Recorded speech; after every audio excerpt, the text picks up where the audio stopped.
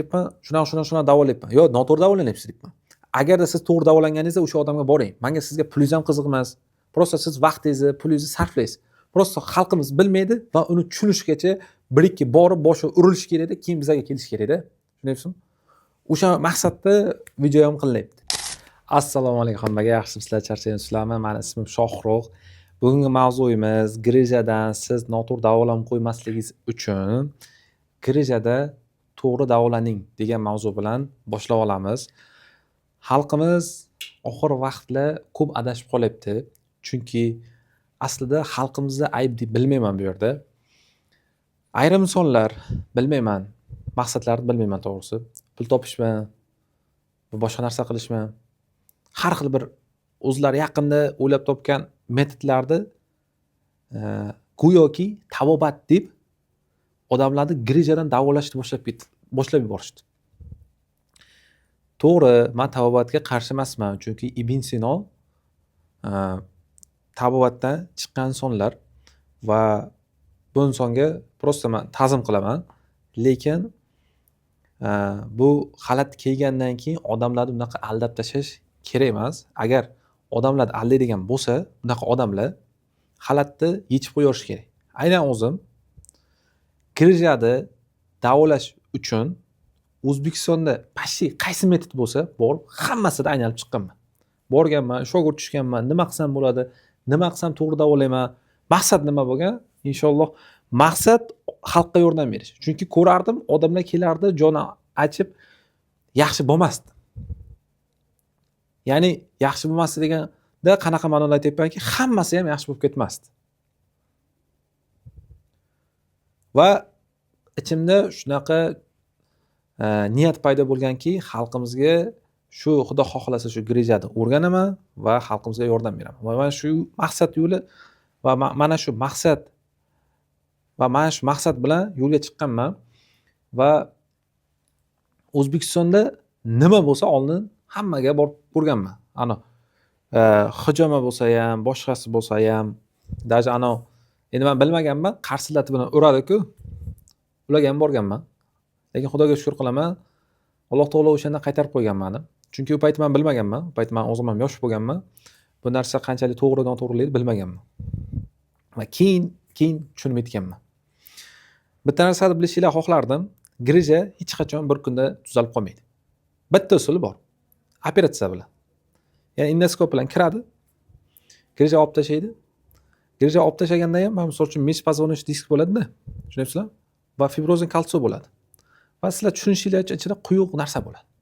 Mana shu fibrozin kalsiy yorilib chiqishida va nervga tegish natijasida grija hosil bo'ladi. Va o'sha teganda og'riq ham paydo bo'ladi. Endi uni ustida bitta urib, buni ichkariga kirgizib qo'ymaydi. Chunki bu umurtqa pog'ona bo'lsa, bu yerda 10, 11, 12, ayrimlarda 15 santimetr uzoqlikda bo'ladi. Qanaqa bu urgan bilan bu ichkarida turibdi-da. Bu yetib borishi uchun juda ham qiyin narsa. O'shaning uchun endoskop bilan kirib olib tashlash mumkin. Lekin buni ham qilsak bo'lardi. Buni ham qilishadi. Lekin men niyatim shu bo'lganki, operatsiyasiz davolash. Nima qilsam bo'ladi? Shu operatsiyasiz davolash. Va O'zbekistonda hammani borib ko'rib, endi men o'zim doktor sifatida bordim, shogird tushdim, o'rgandim, qildim. O'zim qilganimdan keyin sinayapman. Rezultat unday bo'lmayapti, ko'nglimda to'lmayapti. To'xta dedim, men bu ishni qilmayman. Chunki men xohlagan insonlar, hamma insonlar ham yaxshi bo'lib ketmayapti. O'sha men maqsadim nima bo'lgan? Kelgan grijalar hosil bo'lgan katta grijalar so'rilib ketishi. Va Xudoga shukr bu narsaga erishdik. Lekin xalqimiz bu haqida va qanday davolanish haqida ma'lumotga ega emas. Xabardor qilib qo'ymoqchiman, chunki xalqimiz noto'g'ri davolanib, vaqtlarda, pullarni sarflashlarini xohlamayman. Agar men o'zim boya aytganimdek birovni bo'lmaydigan ishni qilganimda, prosta men xalat yechib qo'yardim-da, bir boshqa ish qilardim. Bor bozorda olib yoki Xitoyda bitta narsa tovar olib sotardim. Boshqa ish qilardim-da, bu ishni yig'ishtirib qo'yardim. Xudoga shukr, boshqa davlatga bordik, o'rgandik, O'zbekistondan chiqdik, ko'rdik, juda ko'nglim to'lmadi to'g'risi.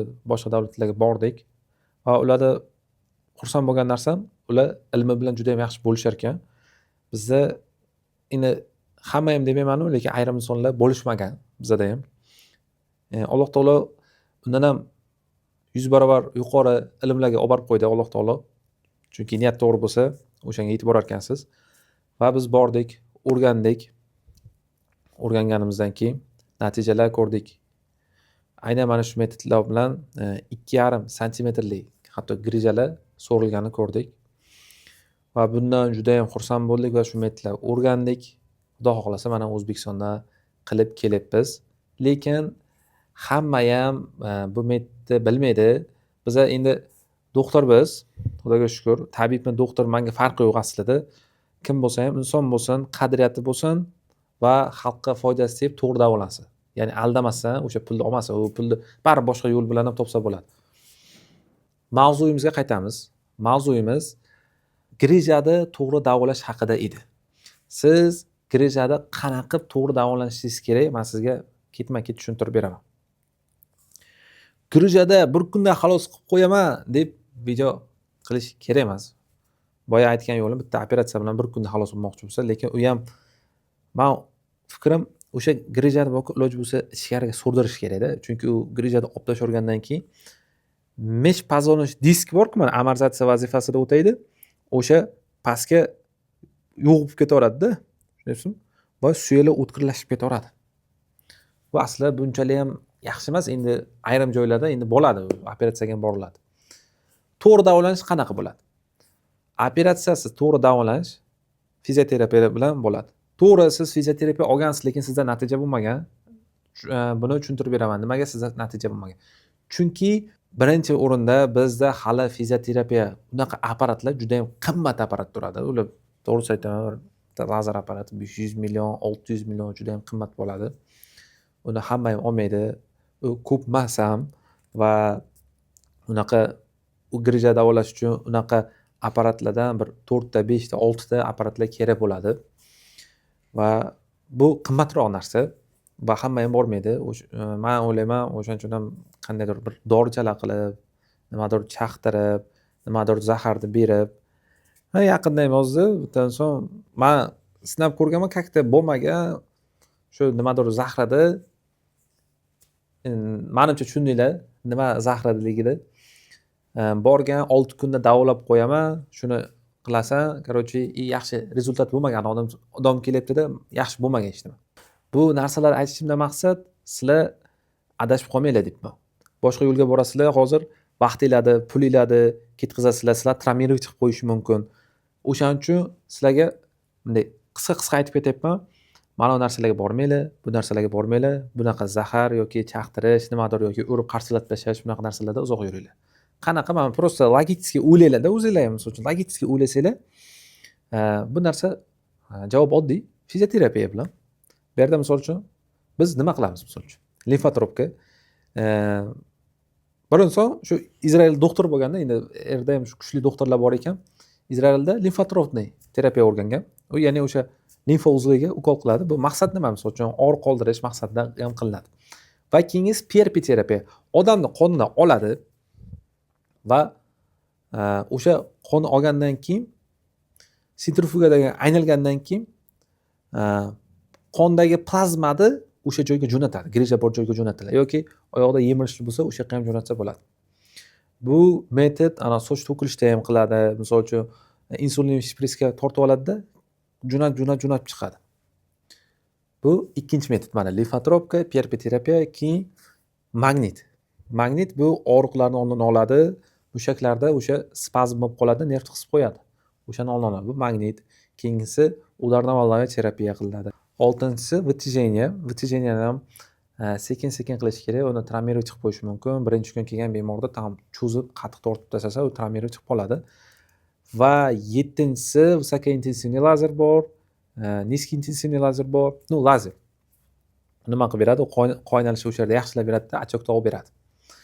Ya'ni bu metodlardan foydalanib, bu fizioterapiya va shu limfotropka, PRP terapiyalar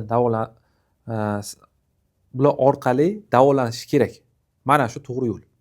Va natijalarni men sizga ekranga qo'yib ketaman. Mana bu 2,5 santimetrlik grija va bu 2-3 kurs lecheniyadan keyin natija ko'rishingiz mumkin. Chunki grija bir kunda yo'q qilib qo'ymaydi. grija bir kun yo'q bo'lishi uchun boya aytdim nima qilish kerakligini. Undan ham sal xavflar borda, oyog'ida tam nerv kasali tegib ketib qolsa, mana shunaqa xavflar bor. No yaxshi doktorlar ham bor. Biz harakat qiladiganimiz shu operatsiyasiz, biz operasionniy lecheniya deymiz. Operatsiyasiz davolashga harakat qilamiz va natijalar juda ham zo'r. Va bu metodda Rossiya, Qozog'iston, Yevropa mamlakatlari bu metoddan foydalanib kelyapti. Menga obidno bo'lgan, boshqa davlatga borganimda aytganda, sizlarda shunaqa bir qarshilarni urib tashlab, bir balo qiladiganlar ko'p ekan degan. Men uyalganman, men aytganman, Xudo xohlasa shu metodda biz mana shu to'g'ri metodda olib boramiz, qilamiz. Endi bunga ancha vaqt ketadi, o'shaning uchun video qilishdan maqsadlardan biri shu, xalqimiz bilsin, noto'g'ri davolamasin, boshqa joyga pulini sarflab, travma olmasin degan maqsadda ham video qilyapmiz. Ya'ni grijani operatsiyasi yo'q qilish uchun ayrimlarda bir kurs o'zi yetarli bo'ladi. Ayrimlarda 2 kurs, ayrimlarda 3 kurs. Nimaga? Misol uchun siz bilan men hozir ko'chaga qo'yib yuborsaylik, yugursaylik, siz yoki men o'tib ketishim mumkin. Organizm ham shunday. Kimdadir tez yaxshi bo'lib ketadi, kimdadir sekinroq yaxshi bo'ladi va grijani hajmiga va eski yangiligiga ham bog'liq. Agar yangi grija bo'lsa, tezroq so'riladi. Eski grija bo'lsa, u so'rilishi ancha sekin bo'ladi. Agarda siz to'g'ri davolanmoqchi bo'lsangiz, mana Instagram sahifamda nomerimni ham qoldirib ketaman. Hozirda biz Toshkent va Jizzaxda ish olib boryapmiz. Maksimalni sizga ham yordam beramiz. Mana shu telefon qilib bizni vaqtimizni topib, Xudo xohlasa kelsanglar, sizlarga maksimalni yordam beramiz.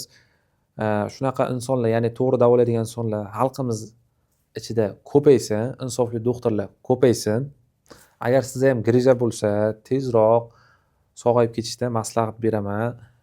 Keyin grijadan keyin grija mana so'riladi. So'rilgandan keyin spesialniy mashqlar bor. O'sha grija yana qaytalanmasligi uchun, Xudo xohlasa oldimizga kelsanglar, o'rgatib qo'yamiz. Muammosi yo'q, yoki Instagramda kuzatib boringlar.